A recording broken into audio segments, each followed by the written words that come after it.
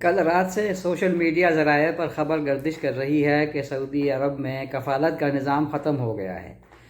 یہ خبر ایک ذریعے سے گردش ہو رہی تھی اور واٹس ایپ، ٹویٹر اور دیگر ذرائع میں بڑی تیزی کے ساتھ وائرل ہو گئی۔ آج صبح وزارت محنت، جو سابقہ وزارت محنت ہے اور جسے اب وزارت افرادی قوت یا ہیومن ریسورسز کہا جاتا ہے، اس وزارت کے ترجمان نے آج وضاحت کرتے ہوئے کہا ہے کہ کفالت کے حوالے سے متعدد فارمولوں پر غور کیا جا رہا ہے، لیکن ابھی تک کسی فارمولے پر اتفاق رائے نہیں ہوا، اور جب کسی فارمولے پر اتفاق رائے سے منظوری ہو جائے تو اس کا اعلان سرکاری ذرائع سے کیا جائے گا۔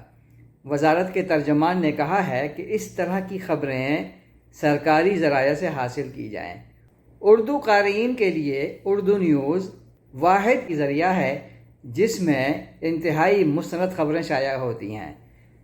تفصیلات کے لیے وزٹ کیجیے urdunews.com۔